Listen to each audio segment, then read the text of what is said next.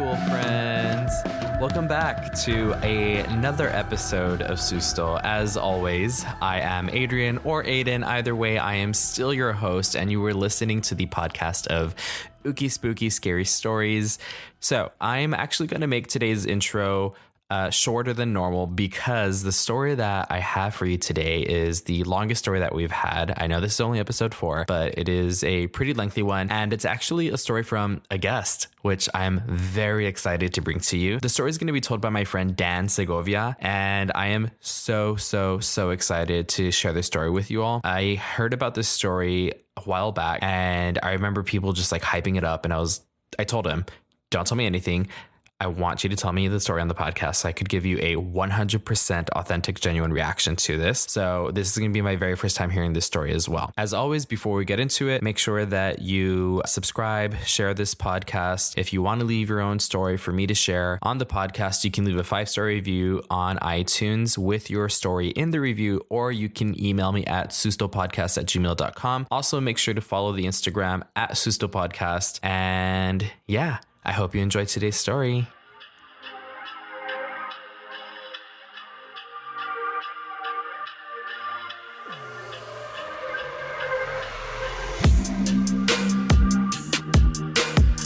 Dan, welcome. Thanks for being here. Thank you for having me.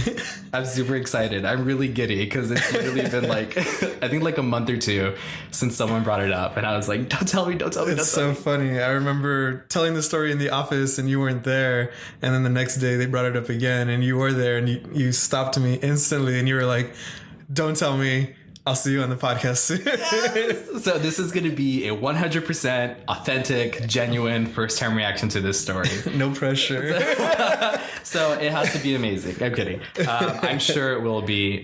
So yeah, I mean, do you just want to get into it and tell your story? Yeah, sure. I can jump right into it. Great. That sounds good.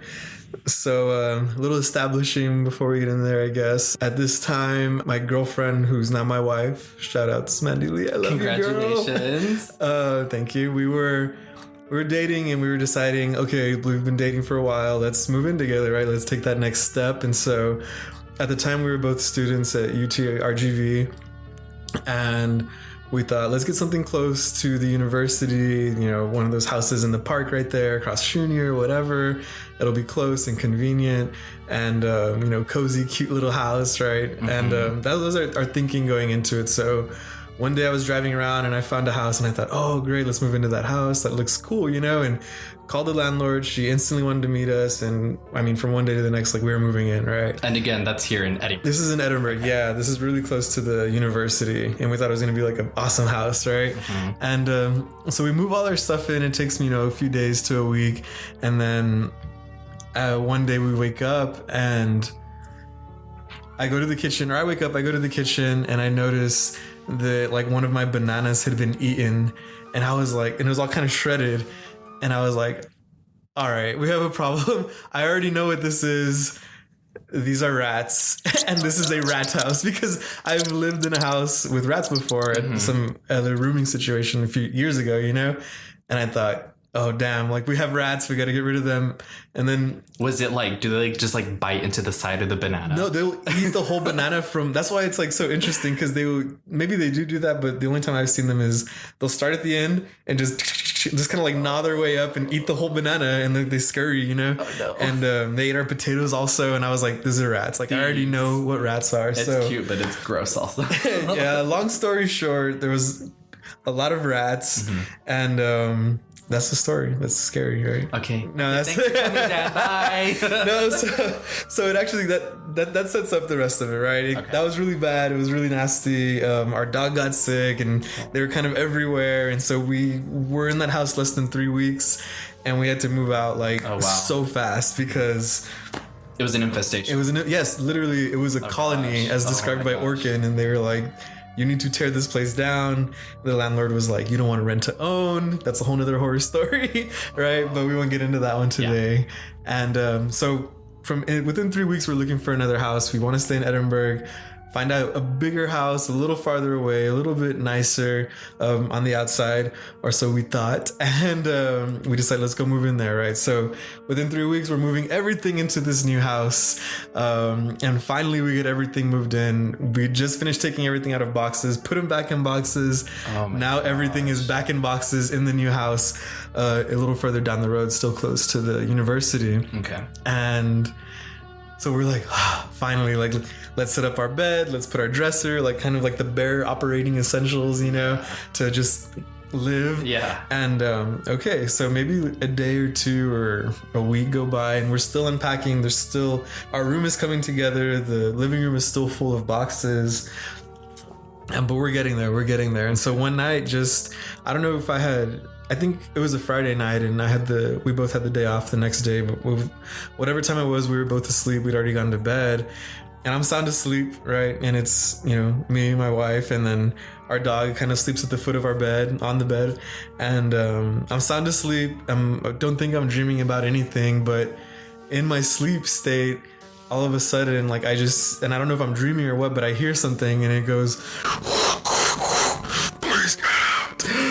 And I was like, instantly, it's one of those like, whoa, like I snapped myself awake, right? Because I'm like, what did I just hear in my dream? And at first I'm like, oh my God, like that was a dream. I'm tripping, you know, like scary dream. You know, sometimes you have those dreams where your body just like yanks you awake, right? Like jump out of your sleep. Yeah, it's like instantly. And so I kind of like sit up and I'm like, I sit up very little and I see my dog, Brady, and he's looking out the door, right, into the hallway. And I'm kind of like, and he's got the, you know, the alert ears kind of, and he's sitting up, but he hasn't like stood up and he's not growling. So I'm kind of like, not a big deal, you know, it could have, maybe something fell or at the right time in my dream. Like, I don't know how I'm rationalizing it in my head, you know, but I'm like, he's awake and he's looking out and I think it's okay. I'm just going to I sleep on my left side and I'm like, I'm just going to turn over to my right side and just go back to bed. So I turn over onto my right side and I'm looking at my wife, my girlfriend at the time, and she's looking me dead back in the eyes, big eyes, like, and she just says to me, did you hear that too? And at that point, I'm like, oh no. Okay, like, hold it together, Dan. Like, what's it gonna be? Like, what do I do? Like, I would have been totally okay if she was asleep. I would have gone back to bed, but literally her eyes are wide. And the only thing she said, right, did you hear that too? And I'm like, okay, maybe something fell. I'm like, what did you hear? I ask her and she goes, I heard like 3 knocks and a voice that said to get out. And I was like, oh my God, like, oh my God, right? And so I'm like, all right, like, not to be patriarchal or masculine or whatever, but I'm like, all right, I'm the dude. I'm gonna get up and, you know, just I'm gonna see what's up because, you know, she's scared and my dog is shook. I'm a little shook. I think I was more shook than she was, honestly, because I was like, took everything to get out of that bed, you know, and I'm like, all right, Brady, let's go investigate. Like, you're the friendliest dog in the world. I don't know what you're going to do against an intruder, let alone a demon or whatever, but let's go, right? He's my ride or die dog. And so I'm like, fuck, right? You know, walk down the hallway, turn into the living room where it's just dark. Everything's in boxes. And I think I have my phone flashlight. I don't have a weapon or anything. And I'm just kind of like surveying around, you know what I mean? I'm like, what the heck, you know? And Brady's there with his alert ears, you know, like, what's up? And then I go back, like, I don't see anything. All the doors are closed. Everything's still locked. There was a problem with the garage door that would kind of open on its own, but that was still closed. That was just the house. Yeah, that was just the house. Okay. And so I'm like, okay, like, that happened, but I see nothing. So I go back into the room and I'm like, Mandy, there's nothing. Like, I see nothing, you know? I mean, there's nothing. And we're both trying to, like, at this point, we're both wide awake. It's maybe, I don't know, 2:30 in the morning, 3 in the morning maybe. And we're just freaked out. And we say, okay, you know what? Let's just get out of here until the sun comes back up. And we're gonna, we'll come back later and when we feel better, right? Yeah. And she's like, let's go to my parents' house. Like, it's in far where it's a little bit of a drive, but let's just go and, you know, relax on the couch and, you know, we'll come back when the sun's out, you know, 7, 8 in the morning, whatever. she packs like a little go bag. I take a couple things and we take off to her parents' house, and it's a silent ride over there. We're both real quiet and we're just like, this is just too creepy. This is too weird. I can't believe what we just experienced, and we're trying to rationalize it in our head, whatever. We get to her parents' house. There's like an outer gate. We walk in through the gate. We unlock the gate and go in, and we get to the front door, and then we notice that the front door is dead bolted and we don't have the key to get in. We only have like the key to the bottom lock. We don't have, or they had replaced the door and our key, the new key didn't work on the new door or whatever. Okay. But we can't get in the house, and we're like, oh, it's like 3 a.m. Like, we don't need to wake them up to like freak out Mandy's parents, like, let's just get out of here, right? Like, we'll just drive around, and so we just take off, and we're like, we're not going home until the sun's up. It's 3 a.m, 3:30 maybe. And so we literally just do a whole cruise of like PSJA, Edinburgh, and just drive through every possible street ever, and just anything but going home. And we're like, oh, we went to a party there before. Oh, I used to live here, I remember on this street, whatever, what's my favorite taco spot? Like, we surveyed the Edinburgh PSJA area like exhaustively until the sun was finally coming up. And so right before we're getting home, like, the sun's up, traffic's moving, it's maybe 7 a.m. We literally drove around for 3 or 4 hours. Like, we could have gone to San Antonio, you know what I mean? Gosh. And the sun's coming back up, and we're like, we're actually hungry because we've been awake several hours and driving.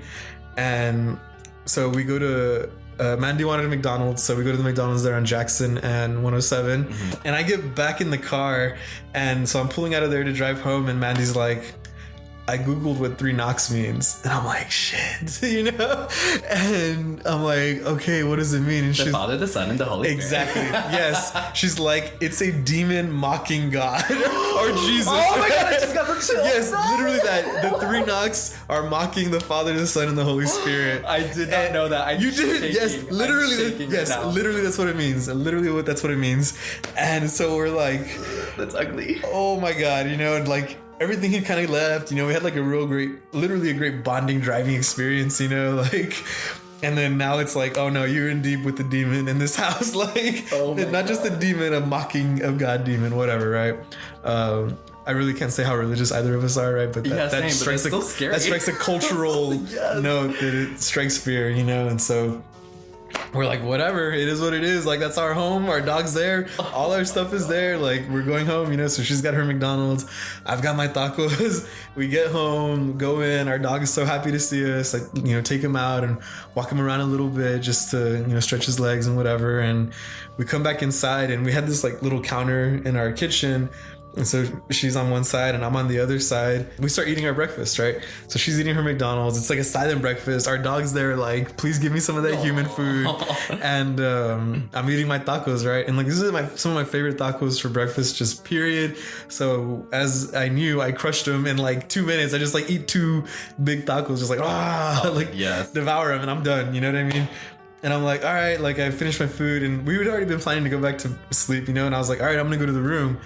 And we're already like really high strung, and Mandy's like, you're seriously gonna leave me alone in the kitchen with a demon? Da, da, da. And I'm like, yo, I'll just stay here. She's like, no, just go to bed. You're gonna leave me here. Guess I'll go to hell. Yeah, guess I'll go to hell. Like, and she wasn't like too mad, but she was kind of like, really, dude? Like, to be fair, I would have felt the same. Yeah, but in my head, I was like, oh, if the sun's out, it's good. But like, really, both of us are really, scared still, Yeah.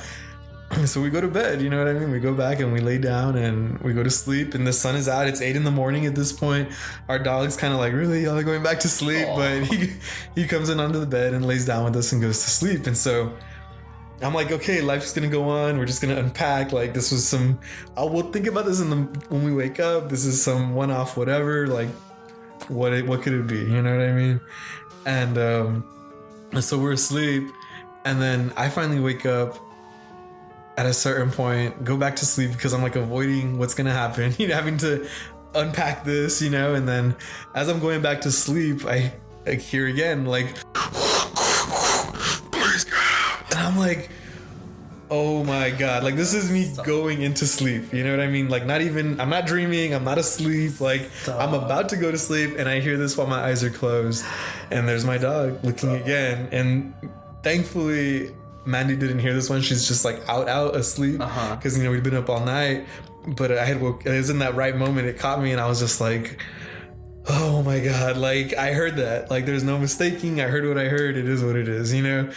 And so I'm like, all right, the sun's out. I feel a little less scared. I know I didn't hear any doors open. I'm like, I have to go walk around again, you know? So I'm like, come on, Brady, let's go.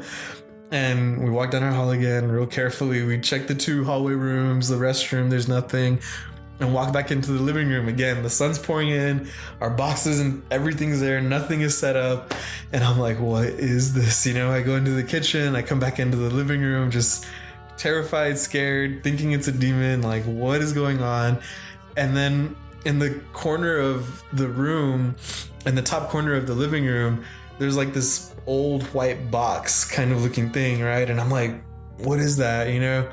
And I get closer to it, and like it has a button, and so I push the button, and then I hear, please get out. And I'm like, oh my God, this is a fucking fire alarm with dying batteries. Stop. Oh my God. Because the batteries were dying, it had this real distorted, crunchy sound, and it was sounding itself off to inform you that it needed a new battery, right? And so I push it again.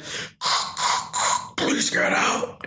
And I'm like, oh my God, it just needs a new battery. Oh, and I look at my dog, and Brady's there like, you found it. No, he wants to attack it. He's like, that's the voice. Like, I'm gonna kill it. Like, you know. Yes. But that's what it was. And so I walk back into the room, and I'm like, Mandy, get up, come on, like, let's go. And so we come to the living room, and I'm like, look, and I like push the button, please get out, right? And I'm like, and she's like, what is it? I'm like, it's a freaking fire alarm. Oh my God. Like, oh my God. And so then we're just like laughing and in disbelief, overjoyed because there's no 3 knocking demon, right? And just upset at ourselves, laughing at ourselves. And long story short, we're just like, let's go back to bed. And I think we woke up later and ate more food and watched Stranger Things or something, you know? But that's how it went down, you know? And then later we go on to find, well, I think my brother, who also works with us, right, he moved in with us down the road, and we told him the story, and he's like, you all know that the 3 knocks and the Father, Son, and the Holy Spirit, he's like, that's literally the plot to like The Conjuring or something.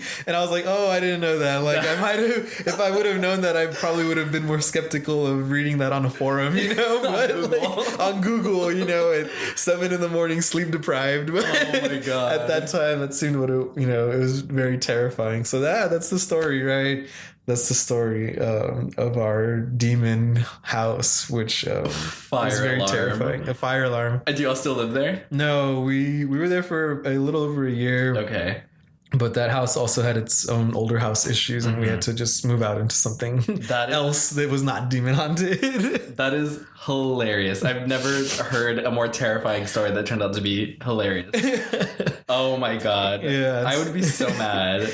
It was something else for sure. We were very terrified. We were just relieved. I think we called everybody we knew, you know, I talked to my parents. She talked to her parents, you know, and I think because her parents were like, oh, you were texting us or calling us at this hour in the night. Like, what's wrong? And we're like, well, we thought we had a demon in our house, but it turns out it wasn't. Oh my God. I can just imagine like the sense of relief that poured over you all. Yeah, it was definitely relieving. So, right, like just relief's the best word. Like, I mean, I can't describe it any other way. So let me ask you then, do you believe in the paranormal?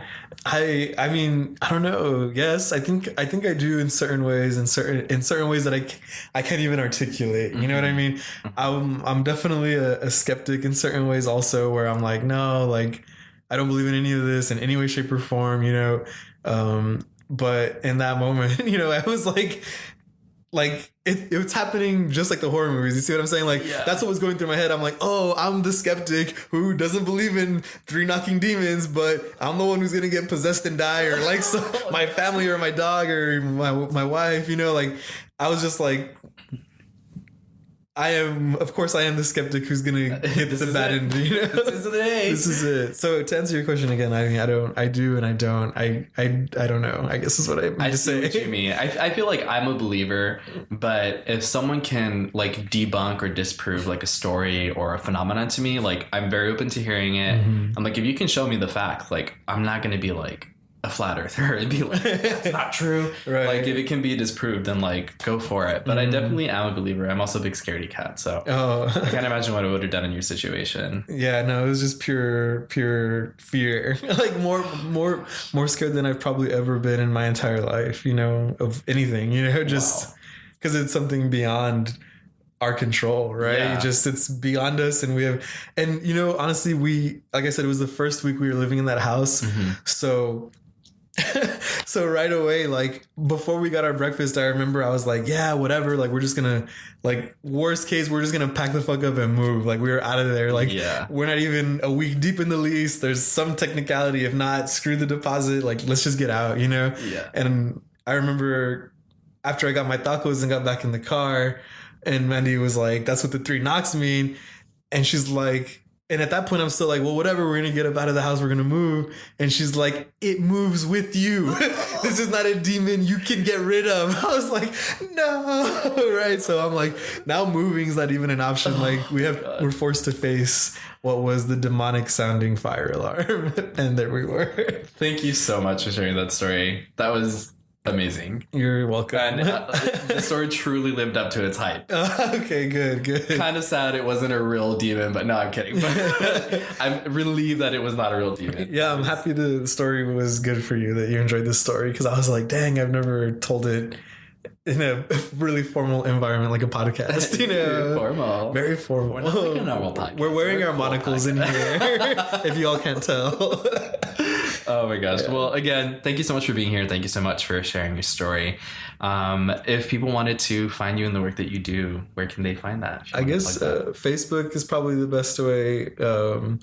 Arnulfo Daniel Segovia, or on Instagram, I'm Dan X Segovia. Not really super active with my work on either of those, but that's where I'm located. I'll plug Arnie Tex, which is my dad's barbecue cooking personal brand. That's where I dedicate a lot of my time to outside of Neta. And so that's where you can find me through Arnie Tex or through Neta. any of those 2 platforms. Right. Yeah. Well, again, thank you so much. And I'll talk to you later, Dan. Thanks. Bye.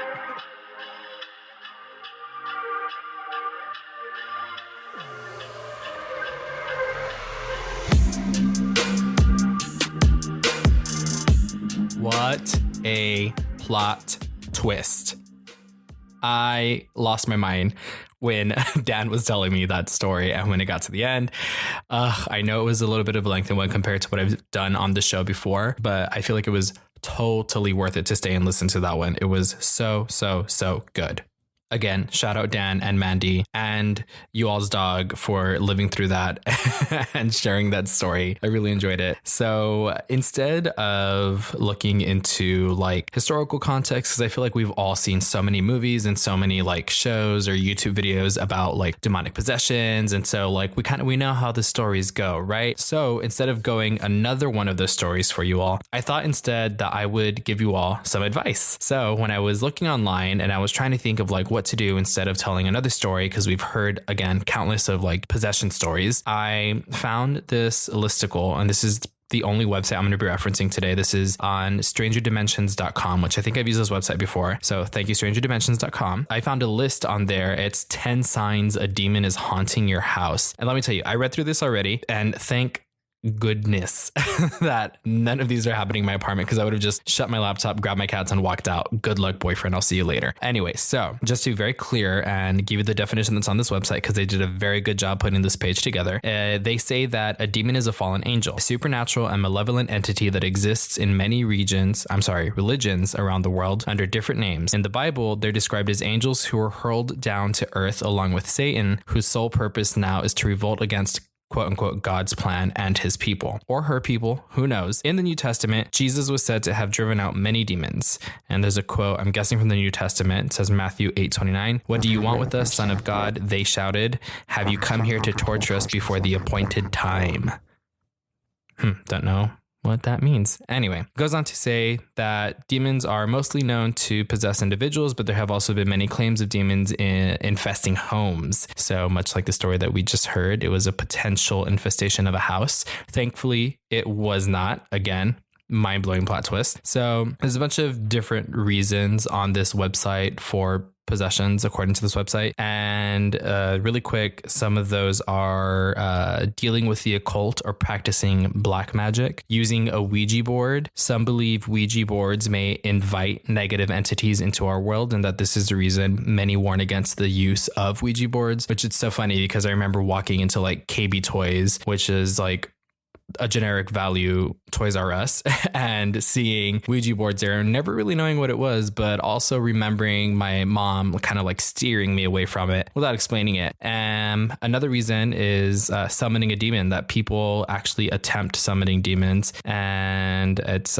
probably not something you should try at your home, if at all. And the last reason on here is negative energy. Bad vibes. We're trying to stay away from those, right? All the freaking time. But here it says overwhelming stress, anger, and other negative human emotions may catch the attention of a demon and perhaps allow it to find an easy way into your life. So those are some quick tips of how to stay away from demons, how to avoid them. So let's move on to the signs that a demon might be in your house. Number 1, strange noises. So here it says that they're not like the typical like clanking of chains and the oohs of like ghosts. It's a little different. Here it says that the sound of a demon is said to be a guttural and harsh growling, unlike anything an ordinary animal could produce. And this may occur in specific spots of the house, such as closets or hallways. You may even hear strained words over your shoulder, asking you questions or threatening you in some way. Other sounds may occur as well, including banging, stomping, and scratching on walls. Number 2, scared animals. So many believe that animals can see ghosts, and when let's say for example when a dog starts barking at something that's not there, that they may have witnessed a passing spirit.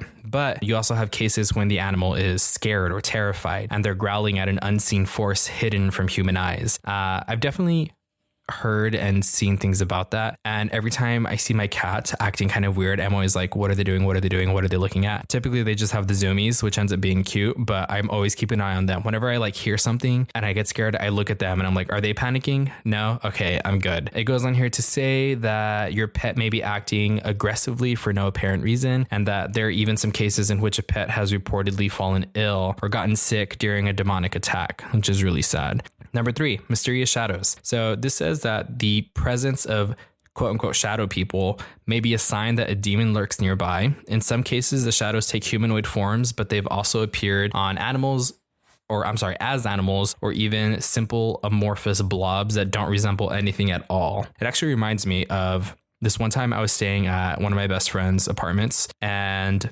in the middle of the night, I woke up and I had sleep paralysis. And I'm not sure if you all have had sleep paralysis before, but it's something that's happened to me a few times. I'm pretty sure all of you probably know what it is, but if you don't, it's when you wake up in the middle of the night or in the middle of sleeping and you cannot move. You're paralyzed in your sleep. A lot of times this is accompanied by like seeing something or hearing something or even feeling something. And then eventually you just kind of like pull yourself out of it or snap out of it. So this happened at my friend's place. I was sleeping at her apartment in the living room, and I woke up in the middle of the night and I had sleep paralysis, and I was like, oh, this sucks because it's happened to me before and it's really creepy. And I could hear chanting around me, and I could like see shadows moving, and I could see like a glow. It looked like fire almost. And I was like, what is going on? Like started freaking out, like trying to like pull myself out of it, but I could not. I was flipping out.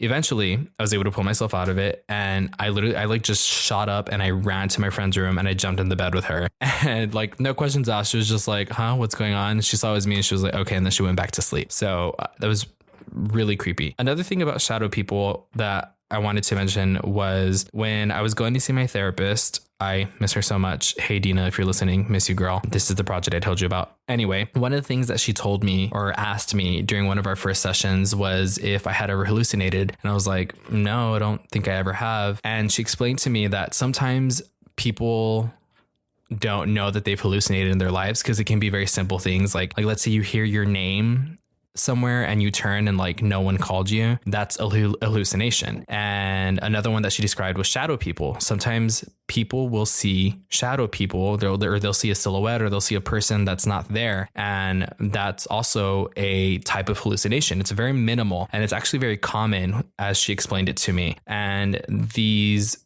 shadow people and hearing your name or hearing things, those small hallucinations are induced by stress. And so it's very easy to see how someone can conflate hearing or seeing things with a demonic possession, because according to a bunch of different sources and this list, both of those things are or can be induced by stress. So that was just really interesting to see on this. I just wanted to share that information. So, number 4, demonic nightmares. Dreams are interesting things, and they tell us a lot about who we are and what our subconscious minds are really thinking. This is argued by a lot of people. They think it's just literally dreams don't mean anything. Some people think dreams mean our dreams are very significant, but they can also perhaps act as windows into a world just beyond our own. And that's not always the world that we want to enter, that we want to cross over with ours, right? A lot of people have reported strange and terrible dreams that accompany the unexplained activity in their homes during a haunting. So I guess like stuff that happens in the nightmares is stuff that's happening in the haunting or the possession, which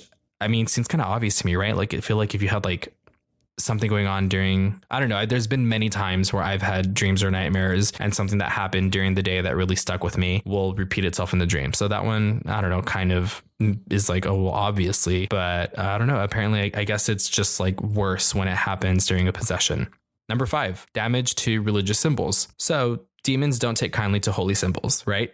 They may attempt to destroy crucifixes, Bibles, rosaries, or other religious artifacts, anything that could act as a threat against their presence. Number 6, a foul stench. One of the most common signs of a demon infestation is a terrible putrid smell, the scent of decomposition or rotten eggs, or sulfur, the scent of death, according to some. So one idea on this list is that the sulfur smell, the person that made this list, it's their idea that the sulfur smell is actually a reaction from demons or other negative entities that they have to divinity. So the smell occurs when the demon is upset or when the area they're inhabiting has been blessed or cleansed. Number 7, a case of bad luck. So parasitic or negative entities may latch onto people, draining them of their energy. They're said to cause all sorts of unexplained symptoms, including drained emotions, mood swings, and bad luck. Accidents may occur frequently, but there may be more to this seeming pattern of bad luck than meets the eye. A demonic attachment may be at fault. 8, friendly visitations. Friendly in quotes, right? So demons are definitely deceptive. And one of the main reasons people warn others against the use of the Ouija board is that oftentimes, as we've seen in movies, people believe that any spirits that appear friendly or are claiming to be like a deceased family member or a friend are very likely demons lying to you, which, I mean, obviously a demon's going to lie. You can't trust a demon. And they're telling you what you want to hear, making it easier to take control, making it easier for you to invite them in. This can be seen in reports of the Okay, they have a name of, I'm guessing it's the name of a demon here on the website. I'm not going to say the name because I've heard that if you say a demon's name, you're like, that's a form of like summoning them. So quick tip to you from me, and they just went ahead and put the name on this website, but I'm guessing this was like something that went viral. So it says that this demon is a fiend that seemingly enjoys pretending to be familiar spirits, contacting users of the Ouija board, but sooner or later the Ouija demon reveals itself as the malevolent force it is, causing havoc in the lives of anyone who dares test it. I'm not even going to try testing it by saying its name. No, thank you. Number 9, physical and psychological disturbances. So on here, it says, it asks you, have you ever been scratched by an otherworldly force? A spiritual attack is said to occur when the victim experiences scratches, bite marks, and other wounds without any ordinary explanation. This may happen anywhere on the body or even on objects around the house. Tiny mysterious scratches that seem to defy all rationality, which this one also freaked me out because I remember growing up, I used to wake up with scratches on my body, but I think it was just me scratching myself. In the case of a demon, like the aforementioned knocking in the story that I just told, or that Dan just told, 3 scratches or claw marks are said to be a severe mockery of the Holy Trinity, which just reading that kind of creeps me out because the 3 knocking that Dan's wife Mandy looked up, it says it mocks the Holy Trinity. Apparently, if there's 3 scratches on the body or 3 claw marks on an object, it's a mockery of the Holy Trinity. But scratches are not the only sign of a demon. A person may feel odd sensations like they're being watched. Feelings of unease or even nausea or other forms of illness have also been reported. It seems that the goal for the demon would be to wear a person down to make the possession easier. Number 10, the final sign that your house is being infested with demonic entities is an actual demonic possession of a person. So here on the list, it says demonic possession is a topic in and of itself, which is true, but don't worry, they say. We'll get to it very, very soon. Suffice to say, a demon's presence in a home or attachment to an object may very well be a precursor to the full-on possession of a human. That may in fact be the entire purpose of what the demon wanted from the very beginning, a vessel, right? In the famous or infamous story of Annabelle, the doll, Ed and Lorraine Warren first visited two women and their curious Raggedy Ann doll that they said they knew immediately what they were dealing with, a demonic attachment. And the demon was only pretending to be the spirit of a young girl attached to the doll, but in reality, it was attempting to be welcomed and accepted into their lives, after which it planned to possess one of them. The Warrens refer to this process as invitation, obsession, infestation, oppression, and possession. But again, demonic possession is a topic all on its own and one that I am not comfortable talking about alone in my apartment because my boyfriend is still at work. So with that being said, I wanted to move on really quick. And on April 18th, Lorraine Warren actually passed away this last April. So I just wanted to take a moment to, I guess, kind of honor her and the work that she did. She was very well respected in her field, and anyone who is as interested or enthralled with the paranormal and the supernatural as I may be or other people may be took a great loss when she passed away. And I actually would have mentioned this in the last episode, but I already had stuff pre-recorded, so I didn't get a chance to put it in there, but I wanted to do it now. And well, you know, while we're on the topic of demonic possession, she and her husband Ed were experts on demonology, is I guess what it's known as. So yeah, just wanted to do a quick little tribute to her after this story.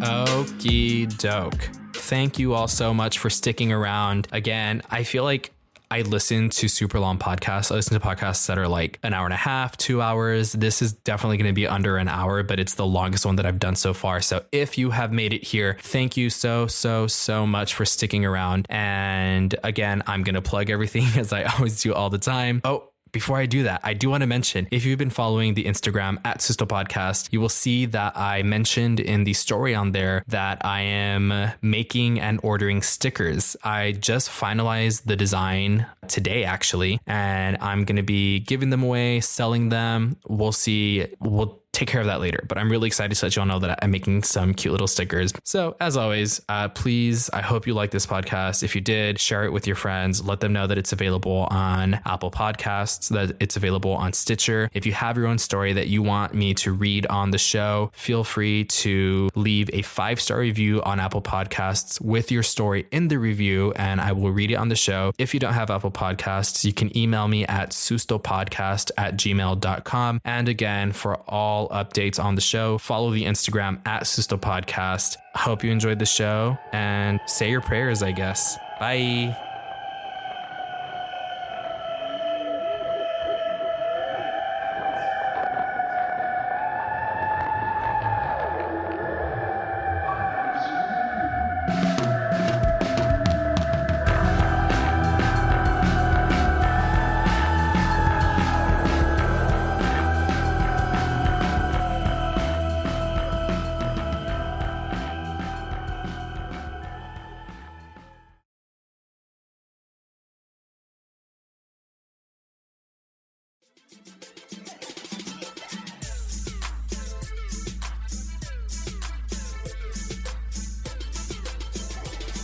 This is a NetThought podcast.